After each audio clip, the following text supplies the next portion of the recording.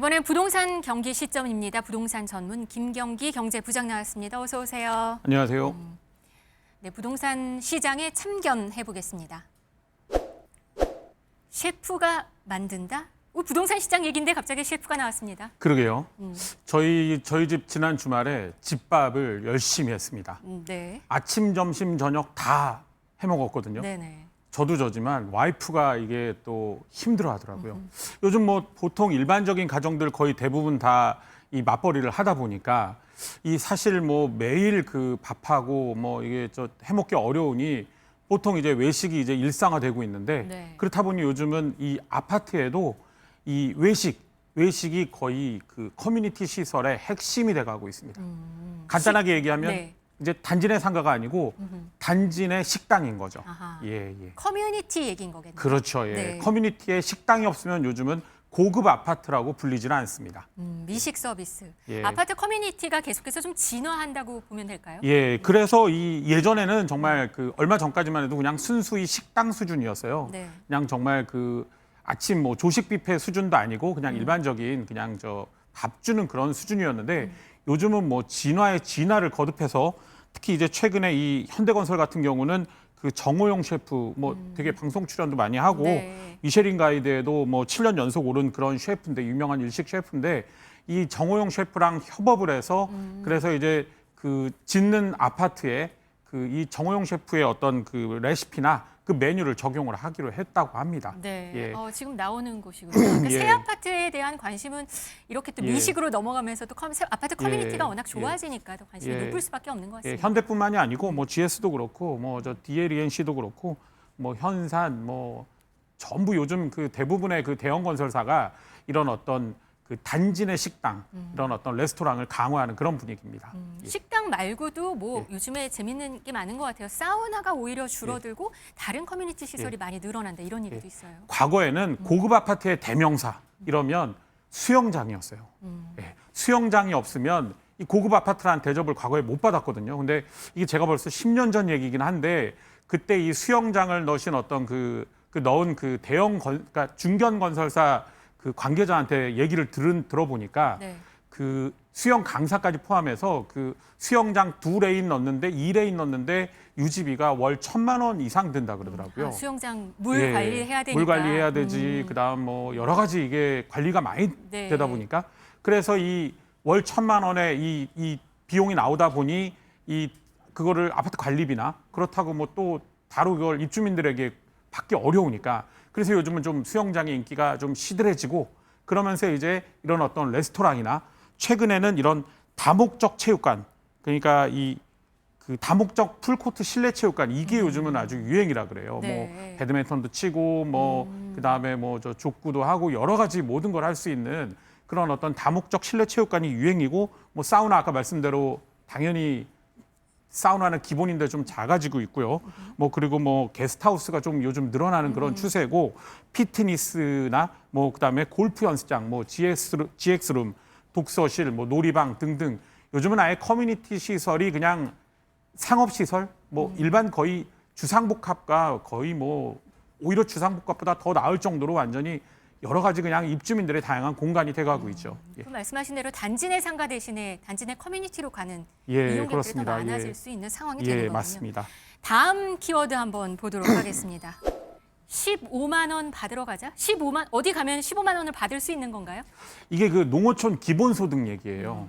예, 이재명 대통령 공약이기도 했는데 네. 이번에 드디어 이제 농어촌 기본소득 그 시범 사업지를 선정하고 이제 내년 2월부터 주거든요. 그래서 이제 연천, 뭐 경기 연천, 강원 정선, 충남 청양, 순창, 신안, 영양, 남해 일단 7개 이 기초 지자체가 먼저 선정이 됐고 네. 그다음에 이제 추가로 3곳이 더 선정이 됐어요. 그래서 이제 그게 충북 옥천이랑 전북 장수, 그다음 전남 곡성 이렇게 해서 총 10곳에 이 농어촌 기본소득을 월 15만 원씩 이제 내년 2월부터 주거든요. 그러니까 7개의 군이 있는데 거기에 더 추가가 돼서 지금 10개가 됐군요. 국회 예산 그 처리 과정에서 그 협의 과정에서 네. 3개 군을 더 줘도 될 네. 정도로 예산이 늘어난 거죠. 아하. 그래서 이제 총 10개 군을 15만 원 주는데 이제 다가오니까 드디어 이 사람들이 전입 신고를 하고 이 해당 지자체로 몰려가는 월 지금 그런 15만 모습입니다. 원을 받고 싶어서 예. 이사를 가는 수요가 예. 있다 이 말이시죠. 한 명당 월 15만 원이니까 4인 가족 기준으로 따지면 그렇네요. 60만 원이에요.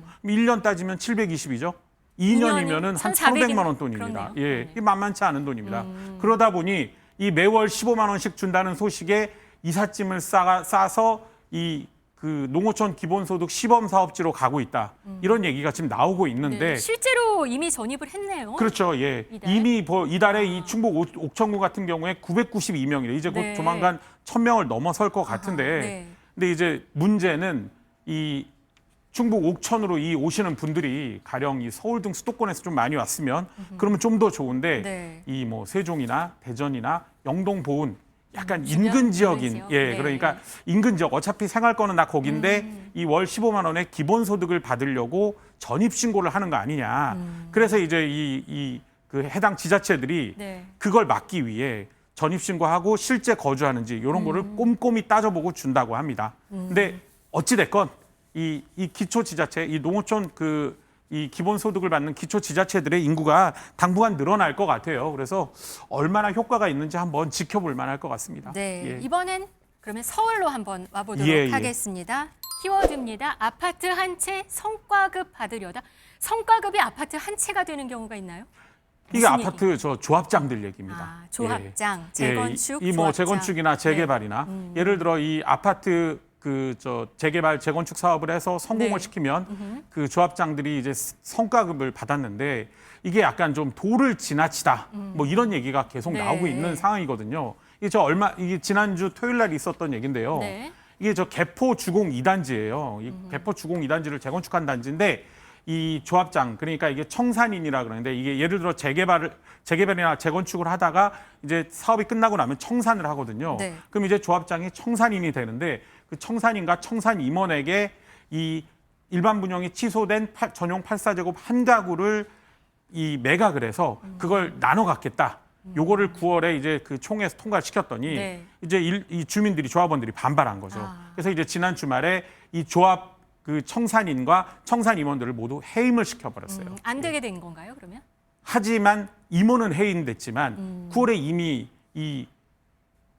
요거를 주겠다는 거는 통과가 됐거든요. 지금 금액이 엄청 비싸지 않나요? 지금? 아이 그럼요. 개포의 새 예. 아파트. 이게 지금 11월에 요 밑에 보면 나오지만 11월에 이게 36억에 통과를 했습니다. 네. 예, 그렇다 보니 다시 그러면 이 성과급을 그거로 주는 거를 또 이 총회를 거쳐서 해결해야 되는데 쉽지 않은 일이죠. 이 아파트뿐만 아니라 다른 곳들도 네. 방금 화면 잠깐 나왔는데 방금 전에 잠깐 나왔었는데요.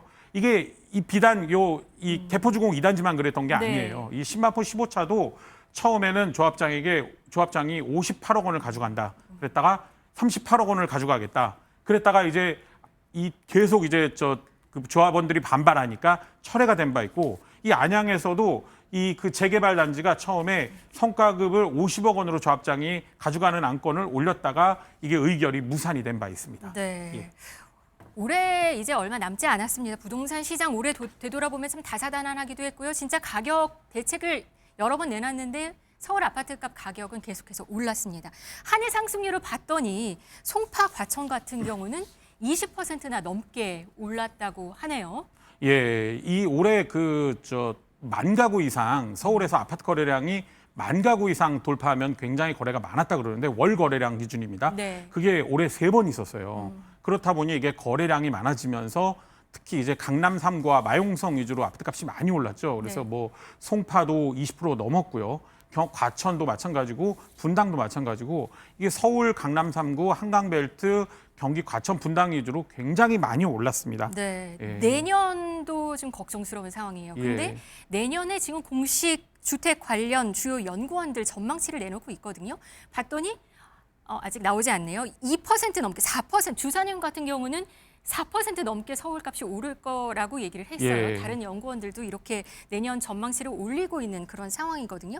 그러면 여기서 마지막 코너 속 코너 경기에게 물어봐 부동산만 질문 가도록 하겠습니다.